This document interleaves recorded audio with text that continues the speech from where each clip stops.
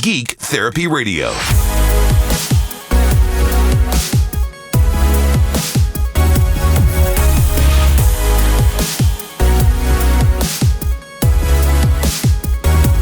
Welcome into Geek Therapy Radio. I am your mental curator, Johnny Hemberger, and it has been right at the buzzer here, just a massive geek week. By far, what do you think the biggest geek part of the week is? Do you think it's that Google finally launched Stadia to some mediocre, lackluster fanfare and reviews? That's what I suspected for Google Stadia. They kept saying that Google Stadia wasn't ready and that it would launch without a lot of features. And sure enough, yeah, it's launched and it's not ready and it doesn't have all the features that it's promised. The features will come out down the line, but a lot of people are complaining about lag. If you're a fan of the show, Geek Therapy Radio, if you've been listening for a long time, you've heard me talk about latency inherent to game streaming since the get-go. And you've heard me for months, up maybe even at least a year, I've been saying, you know what? The Google Stadia has to contend with latency. There's physics involved here that are very difficult to get around. So we'll see how Google Stadia handles it. We'll also see how... It was also my opinion that Google dropped the ball by not releasing a Google Stadia phone, a smartphone with built-in physical controls like your Xbox or PS4. We have the technology, we can do it. They should have launched a Google Stadia phone to coincide the launch of Google Stadia game streaming service, but they didn't. So, we had things like that occurring, but what do you think the biggest geek news of the week was right at the buzzer? The Cybertruck. The Tesla friggin' Cybertruck. And I'm grinning ear to ear. I just recorded a video this morning and I uploaded it to YouTube. For those that don't know, haven't seen what the Cybertruck looks like, I say in the video that it looks like the DeLorean had babies with the Batmobile. That's pretty much what it looks like. And here's the funny thing. By the way, coming up in the show, I have opinions on the Cybertruck from Clint of Lazy Game Reviews and David, the 8-bit guy. I couldn't think of two better people to have opinions of the Cybertruck outside of the automotive sphere, because all three of us are big-time geeks. We're big-time retro geeks, and if it's one thing that the Cybertruck hits on, it's this very retro polygonal vibe. The look of the Cybertruck is extremely polarizing. I still think there's a very, very good chance that Elon Musk is trolling us with the design of the Cybertruck. At least I did think that until I spent almost all day today being intimately involved with the Cybertruck details and putting together the video of the Cybertruck. By the way, the video is the comparison of the Cybertruck to the DeLorean. The Cybertruck looks like a pickup truck version of the DeLorean. It looks like a tank version of the DeLorean, actually. But the more time I spent with it, looking at the DeLorean, looking at the Cybertruck, and just being immersed in it all day, the more I hope that Elon Musk is not trolling us with this thing. I hope this is exactly how it looks when it actually launches. By the way, it's going to be between $40,000 and $70,000. That sounds like a lot of money. It is a lot of money, but anybody who knows pickup trucks, $40,000 is near towards the lower end of a decent pickup truck. You can spend well over $100,000 on a pickup truck, like a King Ranch F250, F350, whatever. You can spend darn near $100,000 on just a normal pickup truck easily. Normal, I say fully spec'd. The huge jacked up trucks, they are expensive. So $70,000 for a fully spec'd out Tesla Cybertruck that gets 500 miles of range of charge. 500 miles. What pickup truck gets 500 miles without having dual fuel tanks? So 500 miles of range, 0 to 60 on the $70,000 model, 0 to 60 in 2.9 seconds. It is faster than a Porsche 911. And this thing is a monstrosity. This thing is absolutely massive. So back to what I was saying. the more I'm looking at the stainless steel, the skin of the CyberTruck. I keep wanting to call it Cyberpunk. I think that's kind of the double entendre there.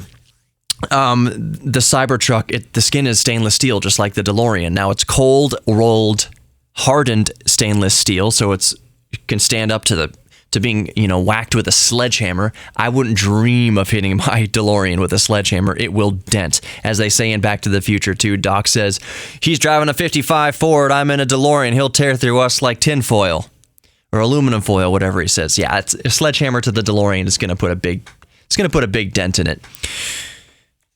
So as I spent more time with the CyberTruck, not with it, but looking at it, not many people have got to spend any real time with it. It's grown on me.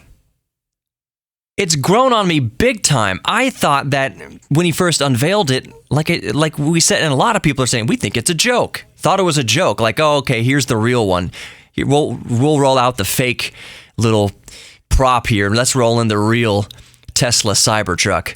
No, but the more I'm looking at it, the more I'm falling in love with it. And the more the look of it is growing on me. Big time. I hope that by the time the CyberTruck becomes available over the next few years, that I could afford one. I own a house now. A pickup truck would definitely come in handy. Lord knows that the CyberTruck could more than handle the capabilities of a pickup truck. I think towing is up to 14,000 pounds, something like that. 14,000 pounds. Payload is 6,500 pounds. That's craziness. Absolute craziness. Not burning a drop of fuel. And to be frank, if I can just swear a little bit here, it looks badass. Okay, let's get right down to brass tacks here. The CyberTruck looks badass. It's extremely polarizing look. I do not blame anyone in the universe for thinking that it's hideous and ugly. That's exactly what I thought when I first saw it. I thought it was a friggin' joke. But you know what? If you're a geek like me, you might spend a little more time with it, just looking at it, just kind of put the picture up there and just kind of look at it all day. You'll be surprised by how much it grows on you. All right, so in the next segment, let's hear from Clint of Lazy Game Reviews on YouTube, and let's hear from the 8-Bit guy, David Murray, also from YouTube, with their take on the Tesla CyberTruck. More Geek Therapy Radio coming up. Don't go anywhere. Subscribe to the podcast right now if you're just listening on the radio.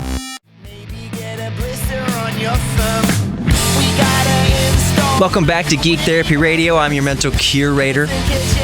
If you've been listening, if you're just joining in, we've been talking about the Tesla CyberTruck. In the previous segment, I was going over my feelings, my thoughts, my opinions on the Tesla CyberTruck, and basically, to recap, I came to the conclusion that I thought it was a joke.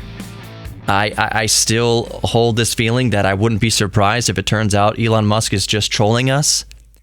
But deeper down in my heart, I hope he's not trolling us, and I hope this monstrosity is what actually comes to market.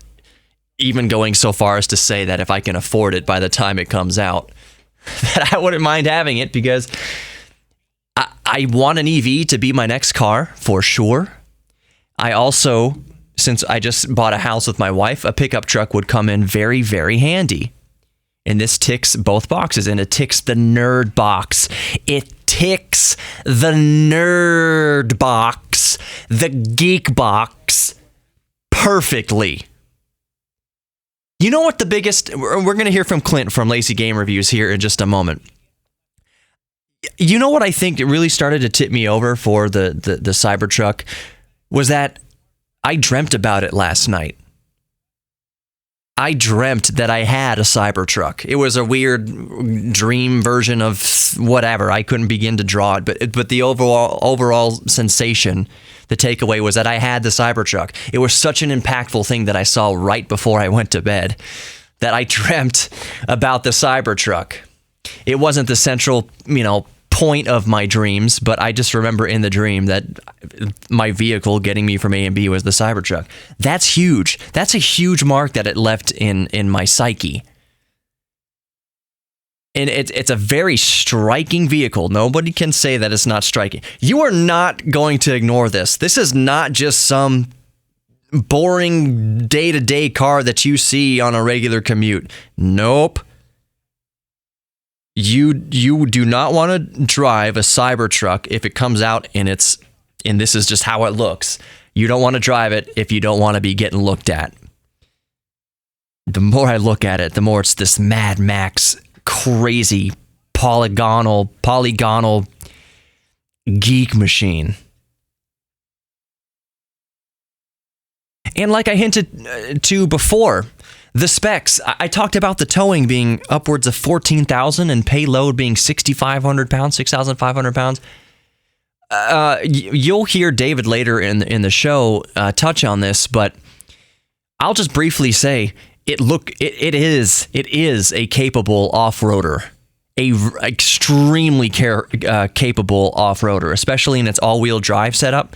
You're going to have, there's basically three different versions. There's a single motor rear-wheel drive, there's dual motor all-wheel drive, and tri-motor all-wheel drive. So once you get into the all-wheel drive trim, I think it's $50,000 for the dual motor all-wheel drive and $70,000 for a tri-motor all-wheel drive. Once you get into that all-wheel drive, this thing looks like it can absolutely just destroy mountains. Absolutely just chew off-road up. The ground clearance, and you can select the ground clearance. So let's say you're cruising A and B to work every single day. 99% of your driving, even if you buy a big jacked up F-250, 99% of your driving is just commuting and grocery shopping. So we don't have, I know we're in Houston. This is where we broadcast from, and we do have high flood waters. You don't have to have the truck jacked up 3 feet in the air every single day just to commute. So on the Cybertruck, you can select your height. It's an air suspension. So when you're just doing 99% of your daily commuting, just have that thing hunkered down, getting all the best gas mileage and best aerodynamics and the best low center of gravity handling characteristics for the flat street. And then you know what? Once you hit the terrain, lift that baby up, chew it up. Get over them boulders. Or in Houston, I don't know of any mountains in Houston. You can certainly go mudding in Houston for sure. But in Houston, let's say those waters start rising. Just lift your truck. Just flip a switch. Get all that extra clearance. And there's no intake. There's no air intake on a Tesla, on an electric vehicle to clog up your engine and destroy your engine. Plow through it, baby. The Tesla CyberTruck looks awesome. The technology involved here is quite staggering. I mean, that's perfectly in line with Tesla, and it is going to have all that. Even though I hate the terminology, autopilot. So it is going to have that driver assistance. It's not actual autopilot. I'm not going to go off on that tangent anymore. But it's going to have all the technology you're used to, or we've been accustomed to in Teslas. Oh, what else was I going to say about it? You know what? I think I'm going to toss it over to Clint here. Clint, I think he was on a trip. I just got onto his Twitter, and he's like, I just got home from something and I thought the Cybertruck was a joke. So I had to get him on Geek Therapy Radio, and I thank him for coming on such short notice. So, Clint, just be as brief as you want. What do you think about the Tesla Cybertruck? Hey, Johnny. Okay, the Tesla Cybertruck. I seriously saw this just now. I was away last night when it was apparently announced. My first reaction is I this can't actually make it to production in this form, right? I mean, I wouldn't put that out of character for Mr. Musk and his... Just, what is this? It's awesome. I mean, more power to him. I think that is the... It cracks me up is what I'm trying to say, and that's amazing. It looks like something out of a 1997 racing game for DOS or something like that. It's fantastic. Super impressive specs. What a weird design. Yeah, dude. No no argument from me as far as the design goes. Yeah, the more you look at it, just think about the audacity of it. Just that's what I love about it, though. As you mentioned, how could this thing actually come to market? I agree. I wouldn't put it past. I wouldn't put it past Elon Musk to bring it out exactly as is, as far as design goes. I think the interior, while I'm thinking about it, the interior looked, so if the exterior looks like it was a low render, the interior just looks like it didn't render completely at all. The interior, and that kind of, I think, initially led more to my initial argument that I think that this is all just a troll, because the interior looks really, really underdone even for a prototype. But yeah, so the interior, it's extremely barren. And I know that the Model 3 has a very barren interior too, but it still looks like a very comfortable car. It still looks like an interior, just with removing some dials. The interior of the Cybertruck, again, just looks incomplete. It looks like the software developer and the game designer just didn't design that level.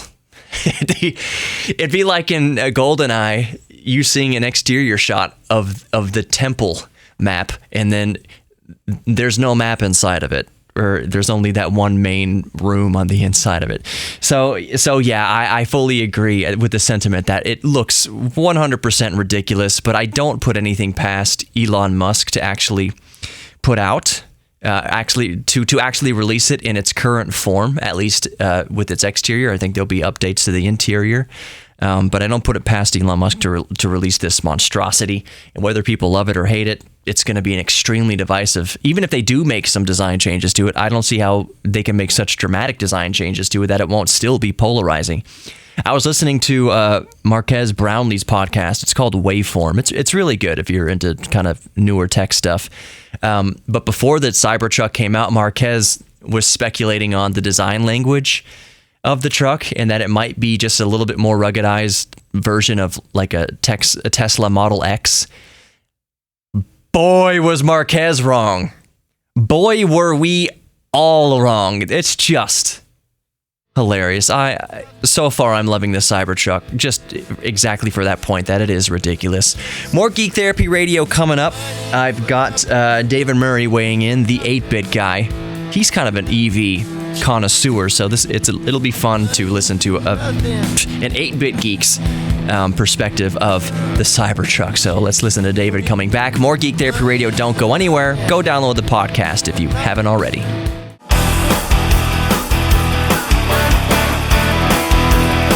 Welcome back to Geek Therapy Radio. I'm your mental curator, Johnny Hemberger. If you're just joining us, we are talking about the Tesla Cybertruck.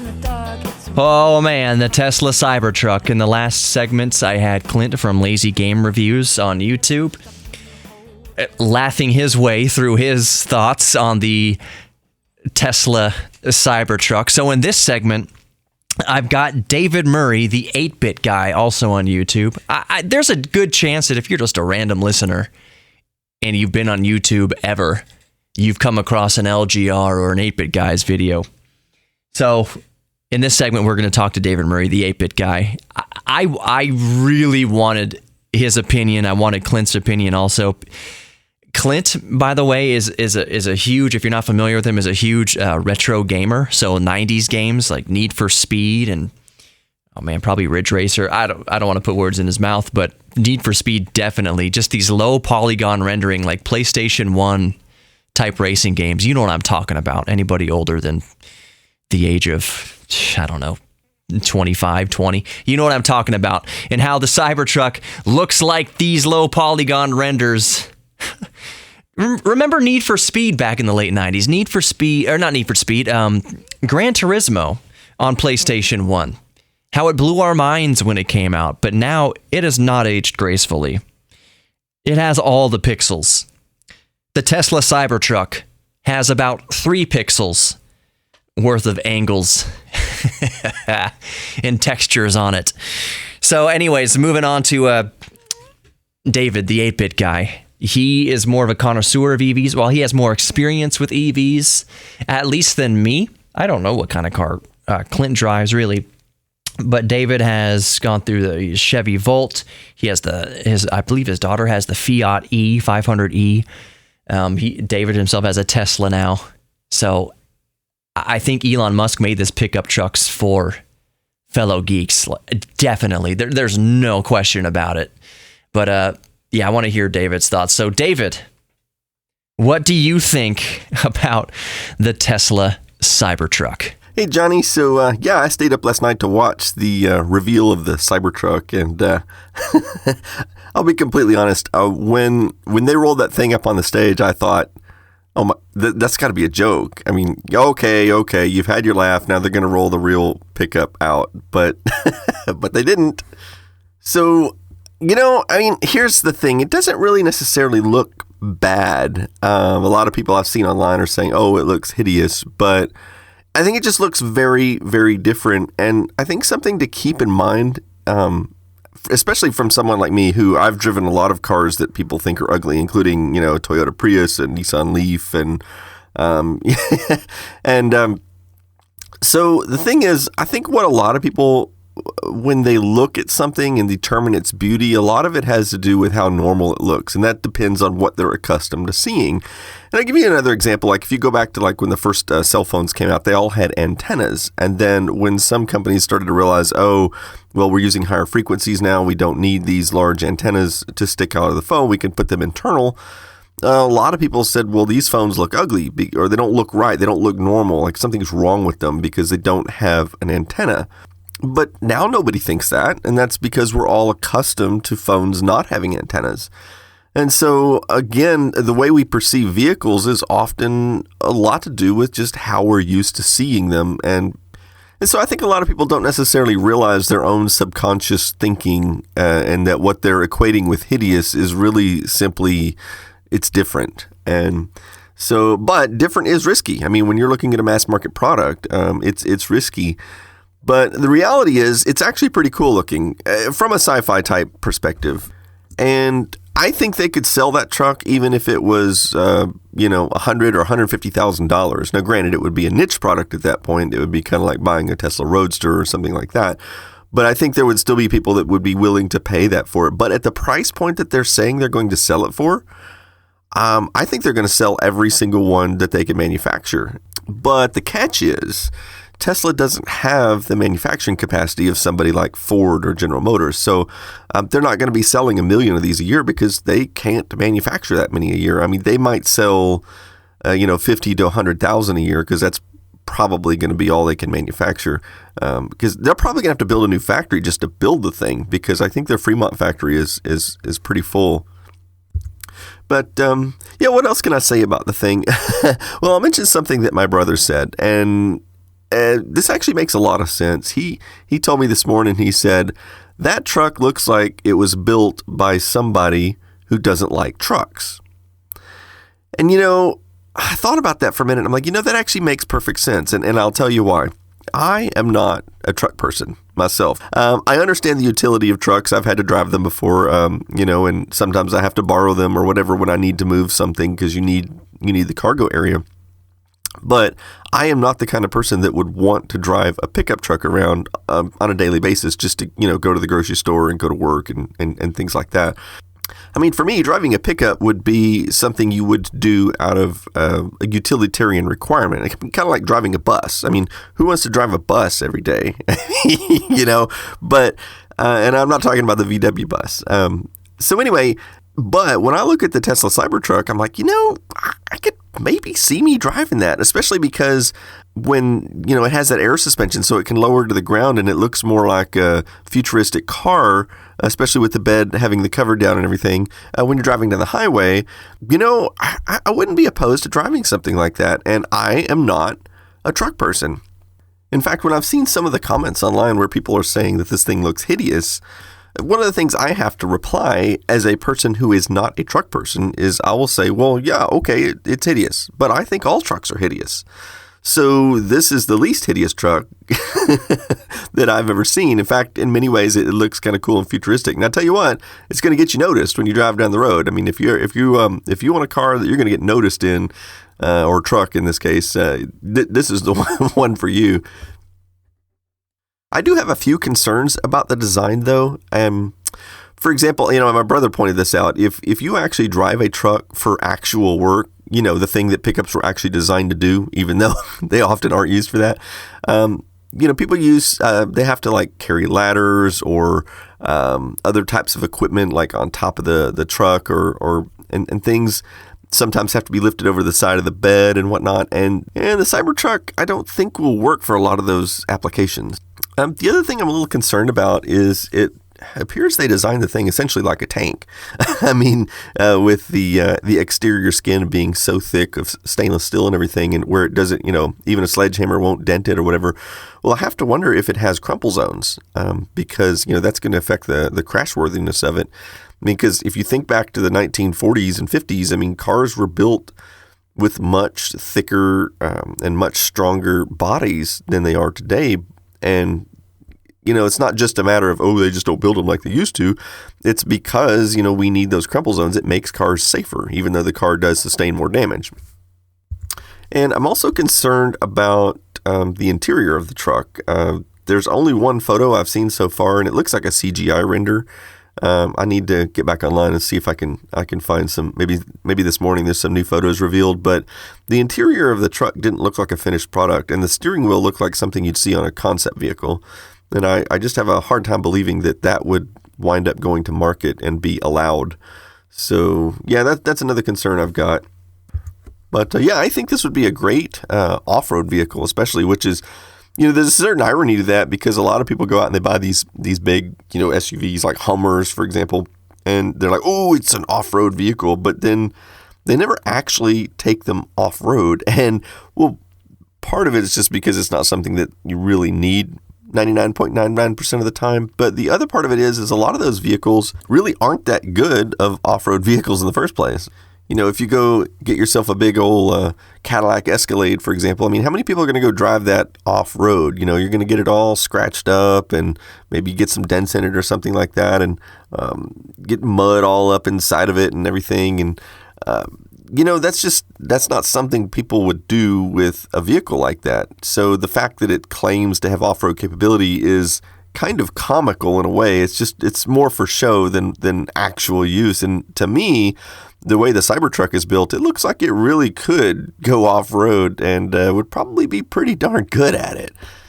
So yeah, just to kind of summarize, I think that Tesla is taking a big risk with this vehicle or this unconventional body style, but I actually think it's going to pay off. So, well, time will tell. Thanks for that, David. And I would agree. I would agree that I think they are going to sell a lot of these, because I think they're really hitting on a nerve, as you mentioned.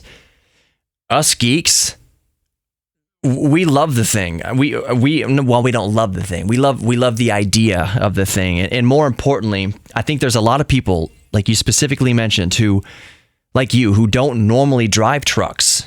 We don't need trucks. We need to move a couch once in a while, and we need to go get milk every week and drive back and forth to work. We don't need a truck for all of that. Just pure and simple.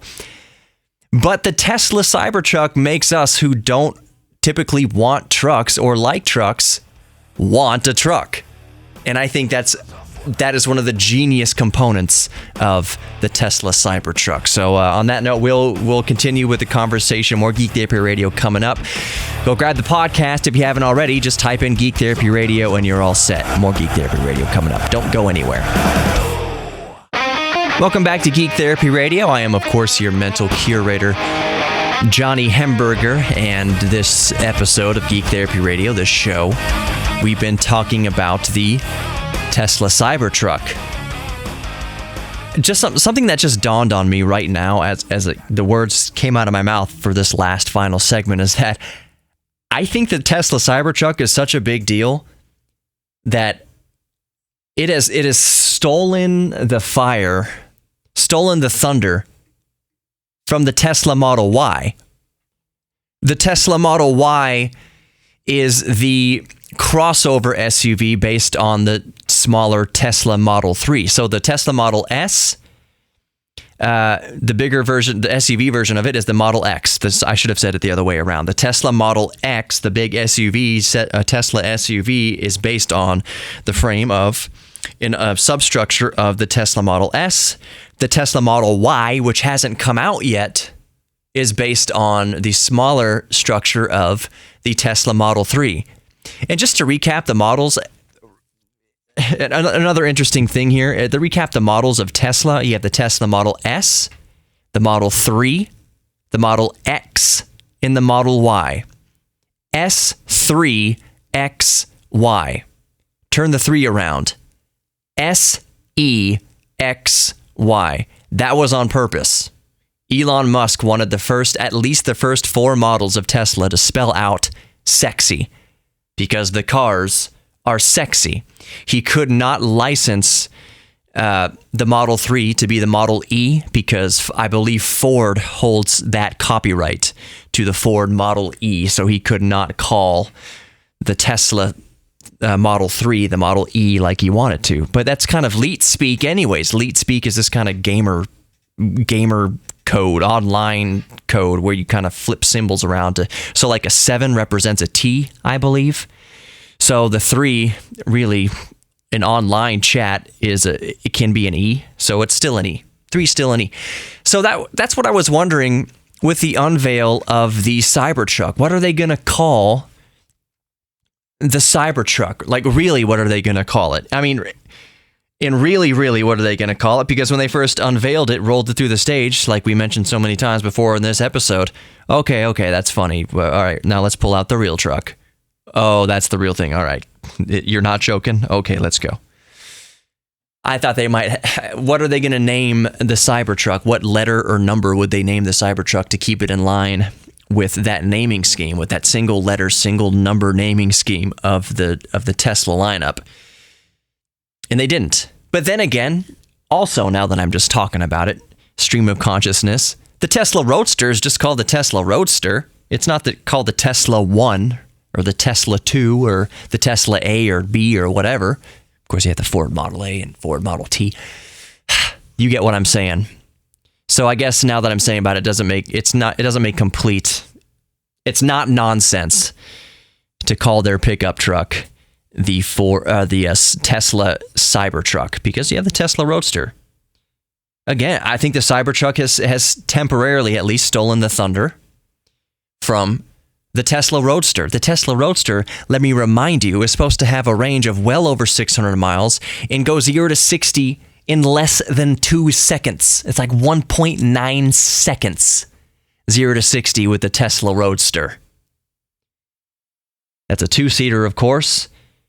I do not have the figures right off the top of my head, but it's powerful enough to go 0 to 60 in less than 2 seconds. There's already prototypes of the Roadster, and there's no doubt in anyone's mind that it can do 0 to 60 in under 2 seconds. Isn't it crazy, 0 to 60 times nowadays? We're back not too long ago. So one of the things that the DeLorean is controversial for is all flash, no dash. Even though there's been plenty of cars in history that were all flash and no dash. But I'll use an example. The Volkswagen Karmann Ghia. Absolutely gorgeous vehicle. No one's arguing that. It's very, very pretty. I want a Karmann Ghia. I almost bought a Karmann Ghia. That is one of the... I kick myself for not buying. It was like a baby blue convertible Volkswagen Karmann Ghia, and I had the money and I could have bought it, but I bought the Beetle instead. One of the worst car buying decisions of my entire life. Go look up how much Karmann Ghias go for now. I could have bought one for well under $5,000. You cannot do that now. They have appreciated in value a lot. Beetles have too, for that matter. Beetle's in good shape. Anyways, Volkswagen Karmann Ghia, DeLorean, they are both all flash, no dash. The Karmann Ghia just had the Beetle engine in it, 30 horsepower, what have you, terribly slow. But Volkswagen, in their typical ad language and genius, leaned into the fact that it's slow. It says, if you try to race this, you will get beat. basically. The DeLorean never made any claims that it was fast, nor did it make any claims that it was slow. But when it came out, it was quite expensive. DMC-12 was supposed to be $12,000. It wound up being about $25,000 in the early 80s, which was Porsche 911 money. And if you're spending $25,000 in 1981, the Porsche 911 did 0 to 60 under 6 seconds, not under 5 seconds, no way. Maybe around 7 seconds. The DeLorean did 0 to 60 in between 8 and 10 seconds. The manual transmission could do 0 to 60 in about 8.5 seconds. The terrible automatic did it in about 9.5, 10 seconds. Automatic DeLoreans are just the worst.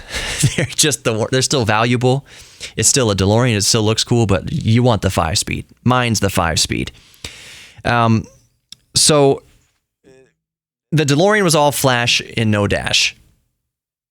So back to what I'm talking about. 0 to 60 times have gotten crazy. The DeLorean, 0 to 60 was around 8 seconds, 8.5 seconds in the early 80s. That was well below average. That was way below average for most cars in the 1980s.